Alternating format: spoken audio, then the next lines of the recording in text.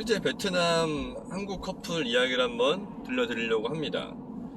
이 여자분은 나이가 24 좀 넘었던 것 같아요. 근데 저희가 보기에는 이 친구가 아마 가라오케에서 일을 했던 것 같은데 굉장히 실제로 이뻤어요. 굉장히 이쁘고 좀 이런 말하기 그렇지만 좀 끼가 있는 그런 여자분이었습니다. 근데 중개업체 통해서 결혼을 하게 됐는데 남자분은 그 약간 어떻게 보면은 이 어리고 그 이쁘고 끼 많은 부분에 푹 빠져서 그냥 올인이에요. 2, 3개월 한 번씩 와서 같이 여행도 다니고 돈도 쓰고 용돈도 주고 이러고 왔다 갔다 했습니다. 근데 이 비자를 신청하려고 했는데 소통에 대한 부분이 통과가 안 되는 거죠. 토픽 1급을 따야 되는데 이 친구가 공부를 안 하는 겁니다. 그 중개업체에서 보통 교육을 같이 진행을 하는데 4개월, 5개월이 지나도 공부를 안 하는 거니까 소통 문제 해결이 안 되는 거죠. 근데 당연히 중개업체에서는 이게 한 3, 4개월, 6개월 이상 끌리면 추가 요금 발생을 합니다. 뭐 학원비, 기숙사비 얼마 해서 돈이 추가가 돼요. 그 부분에 대해서 조금 이 남편이 조금 이제 불만을 가진 상태에서 그 중개업체에서는 이제 수업을 하지 않고 저희한테 연락을 오게 된 경우입니다. 저희는 대부분이 뭐 마찬가지겠지만 이 언어학원에서는 대부분 같이 살고 있어요. 기숙사를 두고 거기서 머물게 하면 저희가 관리를 합니다.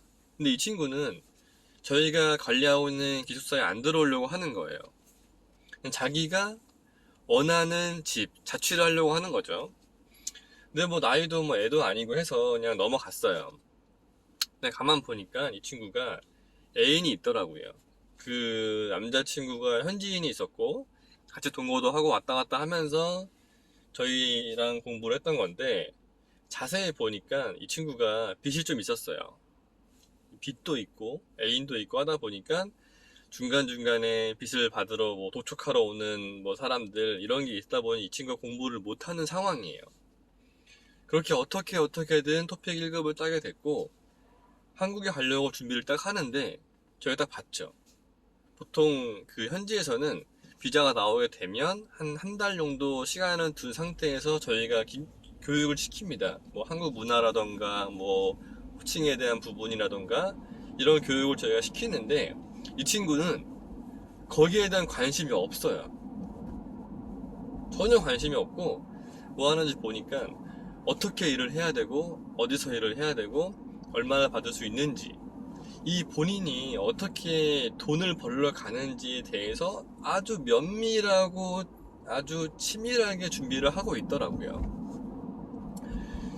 제가 그걸 말씀을 드렸어요. 남편분한테. 남편분은 근데 이미 그 친구의 푹 빠진 상태라 어떻게 뭐 이야기를 할 수 없는 상황이니 오히려 저희한테 뭐 화를 내는 상황이었죠. 아니 말도 안 되는 소리 하지 마라.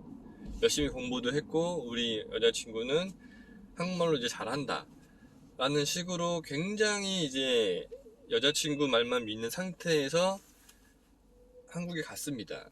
당연히 가자마자 변했습니다. 일단 잠자리를 아예 하지 않는 거예요.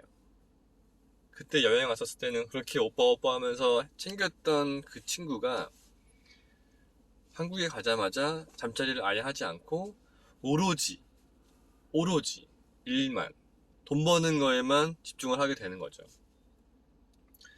당연히 그것 때문에 싸우게 되고 너는 왜 한국에 왔냐, 아이는 언제 낳을 거냐 라는 식으로 계속 싸우다가 결국에는 가출을 하게 됩니다.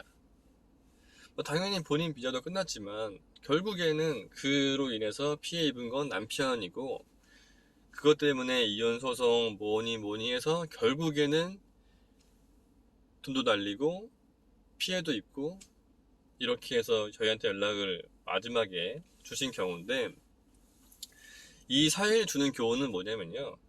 이 남편분을 만나기 전에 대한 부분도 좀 확인을 할 필요가 있지만 더욱 중요한 거는 한국에 가기 위한 준비 과정에서 얼마만큼 그 한국 문화나 어떤 한국 가정에 대해서 알아가려고 하는지를 조금 체크를 할 필요가 있어요. 그냥 한국 문화도 관심 없고 오로지 일, 돈 벌려는 것만 머릿속에 있다라고 하면 그 결혼 생활은 절대 행복할 수가 없습니다. 감사합니다.